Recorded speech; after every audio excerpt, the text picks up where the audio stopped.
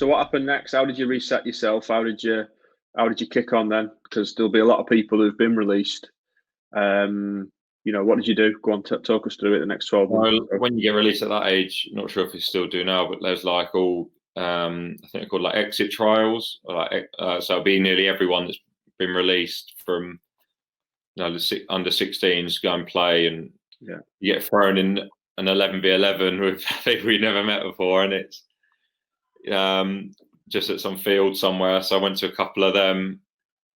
Not a lot came out of it. A couple of things were interested, and no one called me back, kind of thing. So kind of looked at other options from there, and I was quite lucky. I got so about 30 minutes from my house was West Suffolk College, and they have still do a football academy set up. So it's kind of, I'd say, a middle ground between school football, which is playing with your mates and not so serious, and then obviously academy football, which is elite and very kind of highly structured and highly pressured environment. So it's kind of a middle ground, and obviously got to kind of do my education there as well. So literally reset everything. I didn't know anyone when I went there, so obviously didn't see my school friends anymore. I'd go to sixth form or stay at the school I was at, and I'll see anyone that I saw from the academy. I wouldn't see them anymore. So it's kind of a real reset moment, really. Allowed me to go to that college and meet all these new people and all these new staff and coaches, and it just worked out perfectly. What did training and playing look like back then? Because obviously you've gone from like a really professional level of training to a different setup. What did that look like? Yeah, so what I kind of think is the middle ground. So rather than doing like PE like you do like at school or after school, it was kind of built in. So we training nearly every day still, like I would as a scholar almost. And there'd be loads of games. There'd be like you play Saturday, Tuesday in a men's game, and then Thursday night there would be kind of an under 18s game. Then there'd be like a Sunday league as well. So although I wasn't playing in every game every week, there's always games. So I was playing 2-3 times a week, nearly every week of the season. What was that like then, playing with, I imagine one day you're playing with a 16-year-old, and then the next day, sorry, you're obviously 16, 17 still, but one day you're playing with someone your own age, the next day you're playing with probably someone aged 35 and has got a full-time job as well. What was that like at that young age? Saw it as like really interesting and like quite a good challenge, because I come out of the academy setup where it is pure kids and pure playing with people your own age. So and even if you played up, you're still playing with kids, and then obviously you start playing with people at 25 or 35, and you're 16. So it's something I look forward to and saw as a big challenge, really, because not many 16-year-olds get to play men's football. So totally different, obviously, to academy football. Like I say about the structure and playing goal kicks 3 yards and having no crosses in the box, and just totally different football. Like more physical, just different challenge. Yeah. So what did you think? So over that couple of years where you're playing at college, playing for a couple of different teams against different age groups, what's the biggest things you think that gave you, looking back?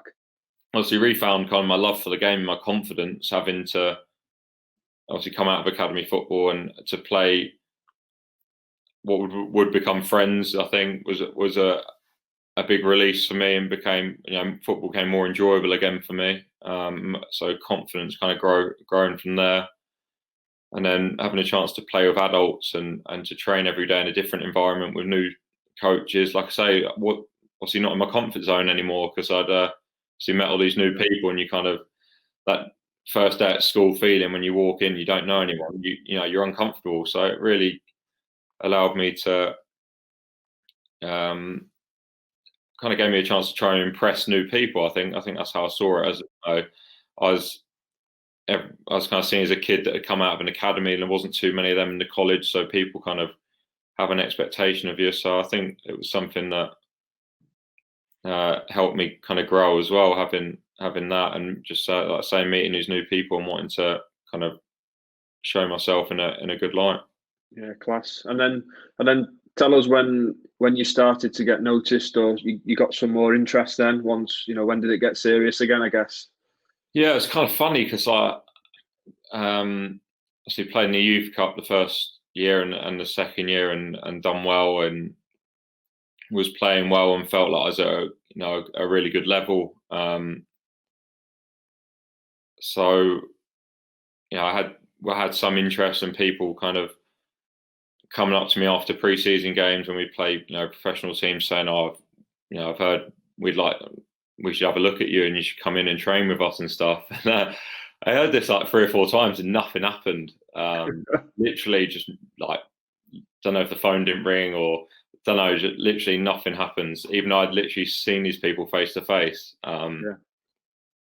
So, when it gets to the third or the fourth time, you just kind of think, "Oh, yeah." Do you know what I mean? Like the first time, second time, you think, "Oh, it might be a road back in," but by the third or fourth time, you're like, "Yeah, I've heard it before. I'll believe it when I see it." Yeah. in the training kit and when I'm driving to the training ground." So broke into Bury Town's first team in like the March of my third year at college. So I was about to turn 19. So that level's like they're a Ryman. I think it was a Ryman Premier at the time. So it'd be one below the Conference South. The team was doing really well actually. We're quite high in the league. I think we were second or third.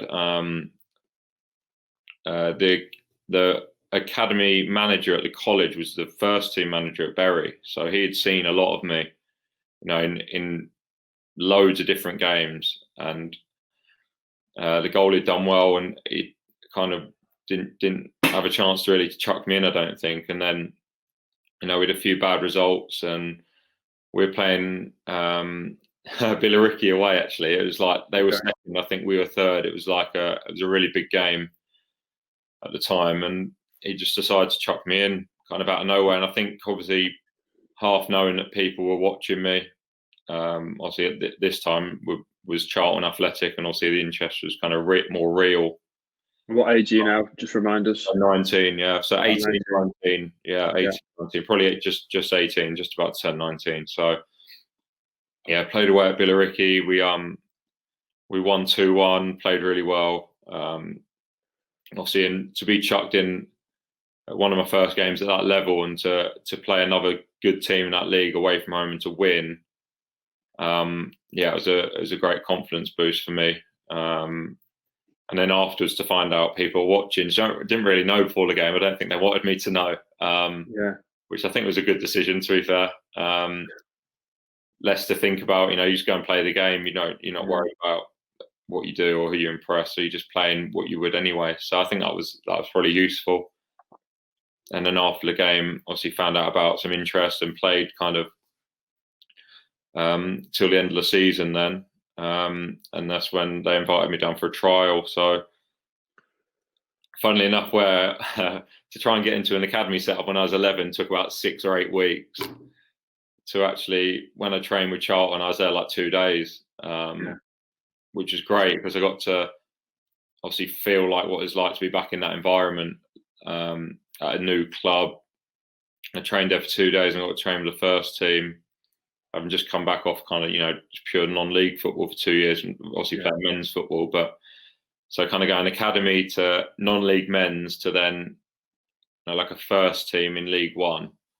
It was just, it was a big jump. And it was something by that time I had kind of no fear and no like expectation. Like I say, I had the setbacks before and I already had a plan going forward. I'd been accepted to go to Nottingham University and study there, and obviously by that, when you go to university, I think football takes a real back burner. It's really you wouldn't be able to name many people that come through kind of university and play professionally, I wouldn't say. So I had that plan set up like you have to. You got to get your kind of UCAS points together and get accepted to go. So that was kind of for the September up and coming, and this was kind of in the March, April where I started to play for Bury Town and got invited to Charlton. And like I say, I was with Charlton 2 days, and just remember, I still laugh at Ben Roberts as a goalie coach, obviously at Brighton now. I still speak about turned up in like these gardening gloves, basically. So we're like, obviously, that I saw them as lucky gloves. But when you're outside of football, you're paying for gloves. Like they seem to last longer, you know. So had these proper, battered gloves on. And I remember obviously you training with obviously professionals then who were getting, I don't know, 5 pairs of gloves a month or whatever, and I just remember them looking at me like, he's not going to be able to catch anything. Like, this must have looked, and like as a look, obviously, as a first impression, must have looked horrendous. Like I've got this chance to come on trial, and I'm just not even wearing like proper gloves. I don't know. But the trial went like, I just remember it going really well. Obviously training with the first team goalies and having a goalie coach again. Yeah. Obviously a bit nervous at the start, but obviously after the first 10, 15 minutes and getting into it, felt quite at home and quite comfortable. And like I say, I didn't really have any fear because I kind of had that plan set up anyway. And it was kind of like, no, this was it. Like I could have been promised this, and if it don't work out, at least I can say, I had no fear and I gave it everything. This opportunity I had. So yeah, trained, and then got to see train with the first team as well and play different games and do different drills. And like I say, I just remember doing really well and everything. I remember driving away on the Friday thinking like, if they don't sign me off that, like I'm not good enough because I've given everything and I've performed at what I thought was a really high level for 2 days. So that was kind of it, really. Kind of a few weeks went by and got a phone call, and they invited me and my mum and dad down to the training ground, and then gave me an offer. Amazing.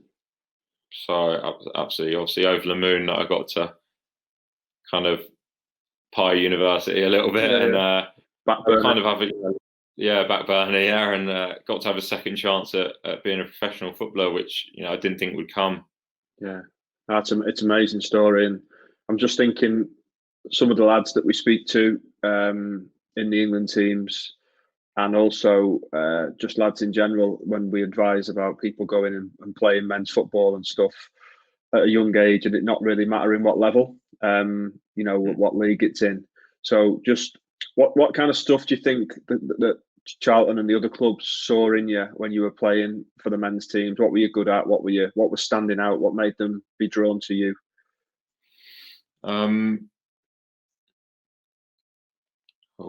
I'd say probably because at that level you are tested a lot on kind of high balls in the box and shots from range, and obviously having the kind of character to play with men. I suppose that's something like to come out of your shell and to play with men, and to obviously shout at blokes that are a lot older you, being at a younger age. You've got So I think that definitely helped. And like I say, from 16, so this is obviously nearly 19, I was playing men's football, and like when I first started playing it was a really low level, like really low.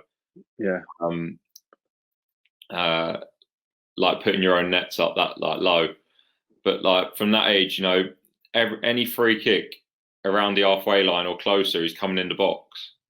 Every corner is coming in the box. Like anytime you get in a wide position in open play in half decent area, they're going to sling it in. Like that was what it was like. So going from academy football, not really having any of that, to then having it, a couple of times a week, dealing with, high balls underneath your crossbar under pressure, and having to punch stuff and catch stuff, and obviously dealing with mistakes as well. I think that was a big thing when you play men's football, to deal with mistakes, and without I don't know how to put it, having kind of blokes shout at you rather than people your own age, and having men expect more of you, and having men that are disappointed in you when you make a mistake and stuff. I think that's a different thing that comes with it as well. And I think obviously just if men are playing football at that level, they're still taking it seriously. They want to win, and like men's football is a lot about winning. So that's another aspect that comes into it. Great, it's just great exposure, isn't it? Great opportunity, exposure, and gives you a chance to step up, I guess. So you signed for Charlton. Obviously, you're training there, exposed to a bit of their first team stuff, but roughly around eight loans, was it, over 5 years, something like that? Yeah, it would have been, yes. Yeah, I nearly lost count. There's a good few, yeah. Yeah. So how was that? What did that give you? How did you find the loan experiences? Yeah, so it was great for me. So I started off back at the level where I left at Bury Town, Harrow.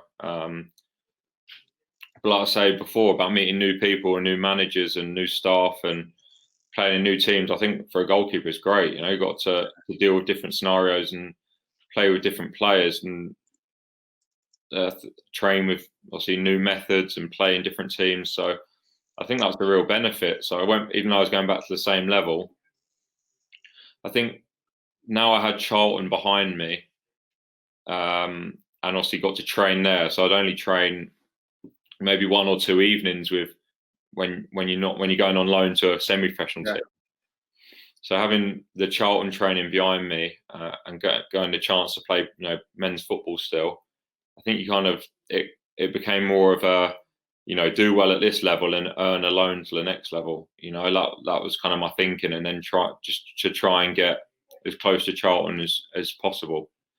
And when I signed for Charlton, although they're in League One, a big thing for me was I wanted to play League Two. Like, they're the goals that are on TV. They're the lowest league. The goals are on TV, and I'd watch for the last 15, 20 years or whatever. So it was that was a big goal of mine. Not thinking about Charlton too much, because I knew they weren't going to chuck me in off playing, Ryman Premier games or Conference South games. I know that wasn't really a possibility in a team that was chasing promotion from League One that first year, and then obviously chasing playoffs in the Championship for the first couple of years really, and then obviously avoiding relegation or whatever. So I knew that playing at Charlton wasn't really a possibility, but I got the chance to I trained a lot with the first team, which was great. Like I say about moving up a level from training with college lads and Ryman Premier on a Thursday night on a 5-a-side Astro, to then training a couple hours with high quality players. And I got a goalie coach again, which worked out great for me, I think, because I'd had all that years of structure in the academies from 10 to 16, so I had like the structure behind me. But then I had the 3 years at college and non-league football, having the freedom to kind of do what I wanted to do a little bit more, and to obviously, when there's no goalkeeper training, then training with the outfield players more. So then to have the chance to then go back and have a goalie coach again was a massive benefit. So there's all these things that for me, coming in really green, I felt like I'd quite a lot of potential that was untapped, because I'd had the chance to train with all these players and I had this goalie coach and top goalies to work with that I'd not been doing for 3 years. And then all of a sudden you get like a sports scientist that you get to work with that I've not had for 3 years. So I felt like there's all these things that I now had access to that I could use. Yeah, it sounds like you made the most out of everything. Talking about your loans, you just chipped away at your loans. You got your most out of your coaches, your sports scientists. It sounds like you were quite relentless in saying, right, how can I make this the best for me? Yeah. Like I say, because I'd come out and then gone back into professional football, I had the hunger again, whereas some people had been in it since they were 10. Yeah. That hungry between 10 and 19 or 18 is really hard. I don't know. No, that's right. Yeah. Not get comfortable and to keep pushing yourself isn't easy. Whereas now I had this kind of new hunger and this new ambition, because, like I say, second chance out of nowhere. Yeah. So that was massive for me. I think I moved to Diggs, which is like 5 minutes from the training ground. So my food was looked after, and like I say, I was 5 minutes from the training ground. So on a day off, like I could go to the training ground and go in the gym, or I was never in a rush after training to go home because I'm only 5 minutes away and I'm in Diggs. Yeah. So what are you really going to do? PlayStation and go to the local snooker club or something. So it was that massive benefit for me, having the chance to live close and having that facility that I'd not had before, and it was literally on my doorstep.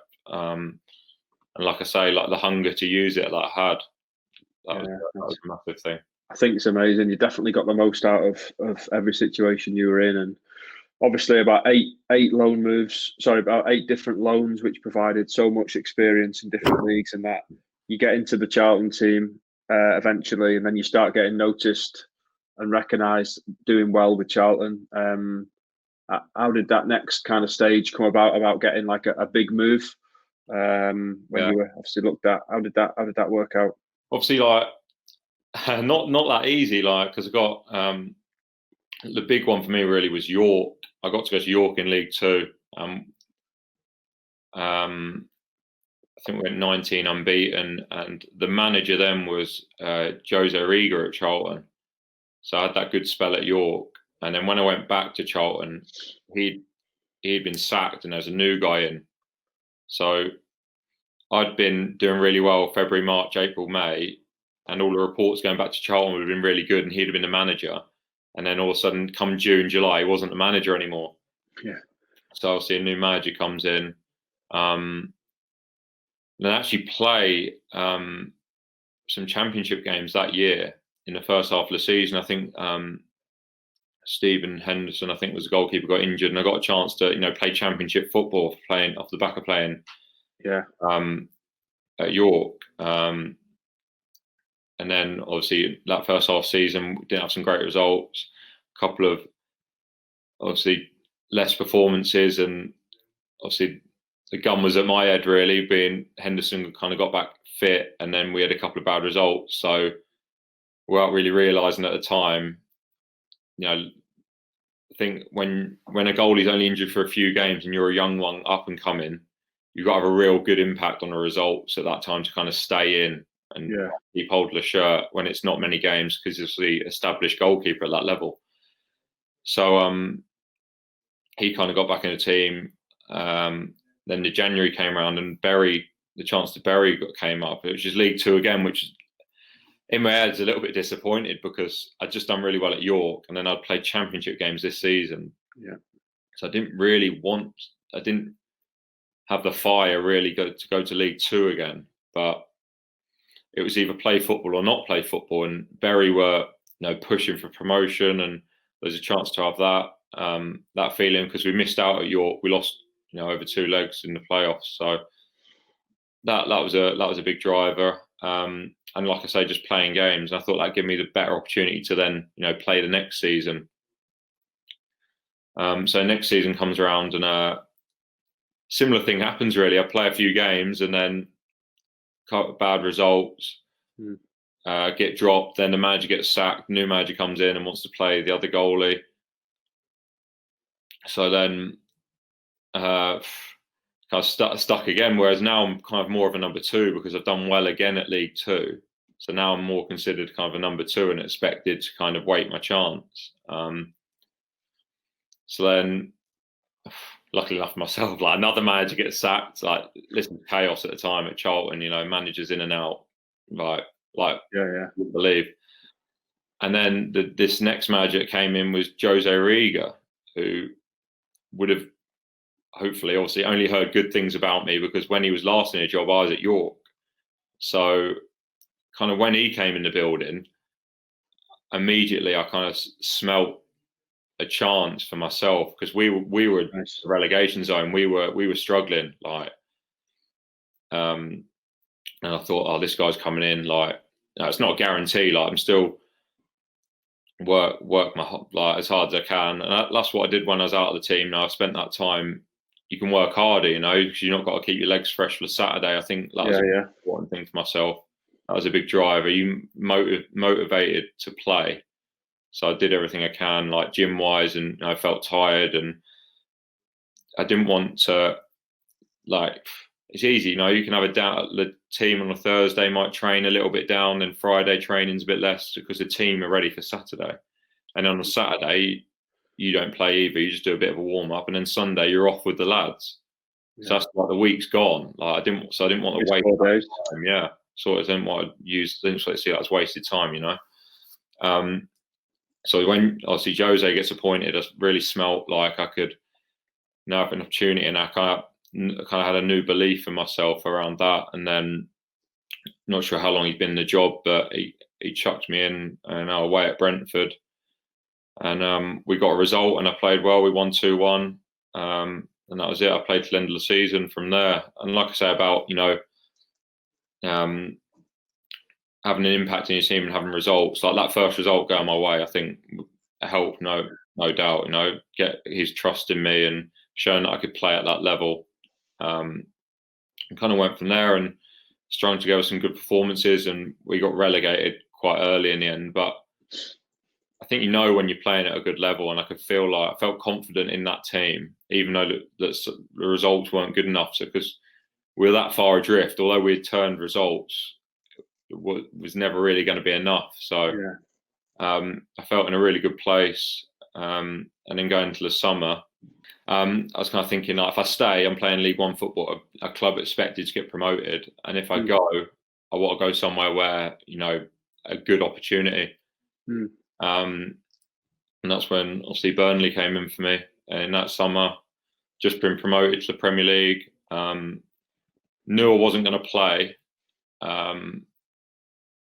but the dream of Premier League football and seeing the pathway just swayed me. Basically, I really felt like I could go there, and like I say before about, I've been at Charlton 4 or 5 years now, so stepping out of that comfort zone, going to a new level, and then like I say, I get to train with Premier League players every day, like a new goalie coach, like getting a chance to play, in the cup games and whatever. So I really felt it was a step up for me, and like I say, the pathway was there.